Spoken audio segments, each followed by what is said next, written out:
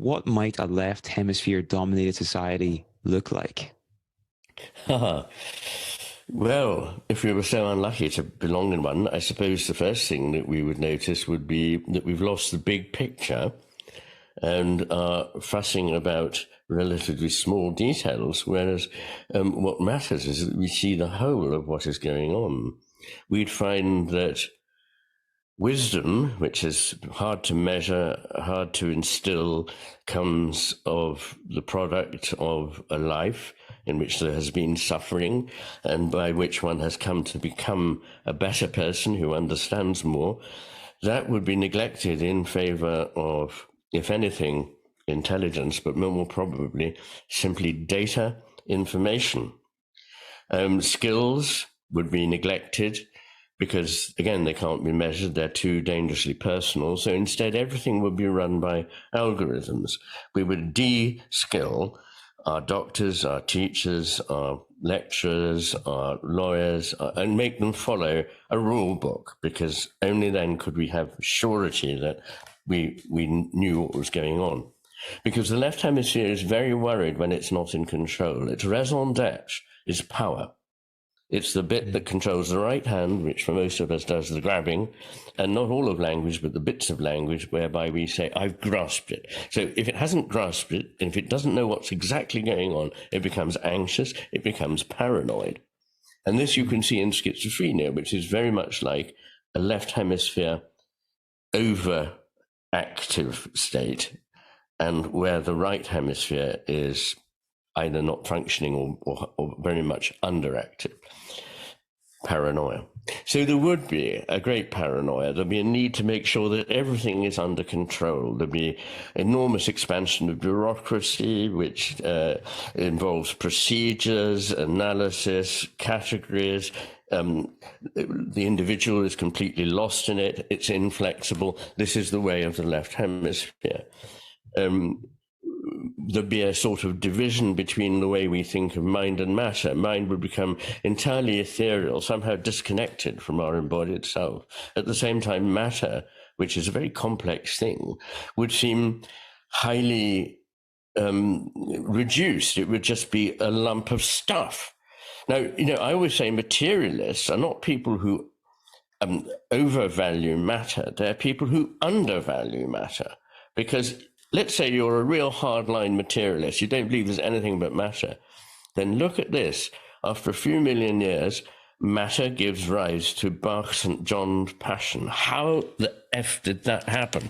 So matter is a very remarkable thing, however you look at it. And I believe that the divide, this Cartesian divide between mind and matter, is part of the problem. But there'd also be a kind of taking up of factionalism, black and white thinking, inability to see subtle shades, nuances of meaning, to be able to see that wherever there's something good, there may be something bad attached to it. There's a price to be paid for even the good things, and that sometimes things that look bad on the surface may conceal hidden treasures, actually. So we need to be able to complicate the way we think in the right hemisphere, that the left hemisphere needs to know, no, it's food. It's what I use. That's what I get. This is it. No, we have no place for that. So it would be a world in which there were very simple-minded judgments.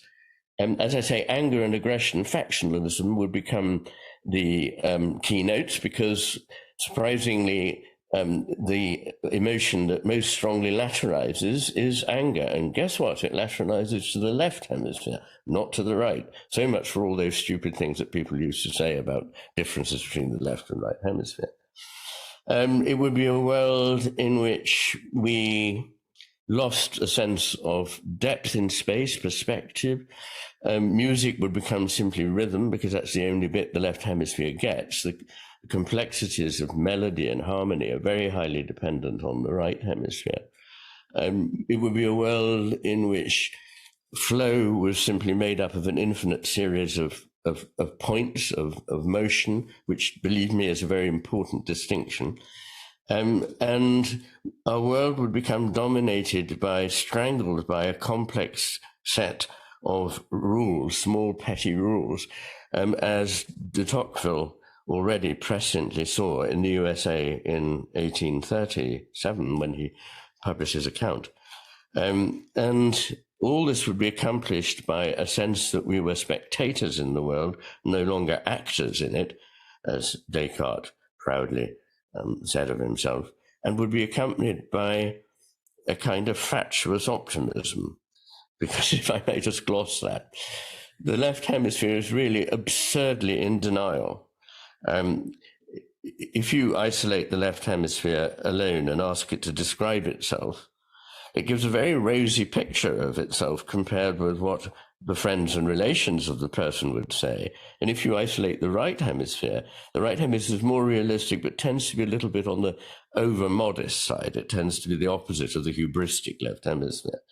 And so bad is this optimism that when it actually has for example, paralyzed left arm after a right hemisphere stroke, you can very often find that the subject has a left-sided paralysis of the arm or leg, they will utterly reject that there's anything wrong with it at all, even while not being able to move it. They will say, I've just moved it, but actually they haven't.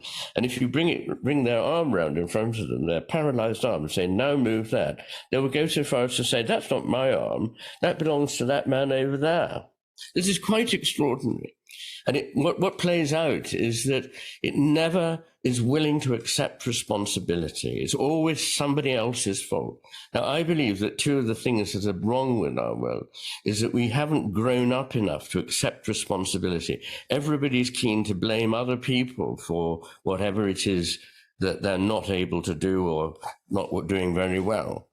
And I must say that seems to me extremely unfortunate, because it's only when people actually begin to accept responsibility for their actions, to see that their actions have consequences for other people, not just a narcissistic sense, I'll do exactly what I want. No, you won't, not if you're a member of a society, because you owe something to that society out of which you come and to which you in turn contribute. And this is, I think, rather like, I don't know if you see the resonances I do, the world that we now belong in which we're threatened with over-control by bureaucracy, and particularly now aided by artificial intelligence, or artificial information processing, as I prefer to call it, because it has absolutely nothing to do with intelligence whatever. There we find ourselves stuck in this way.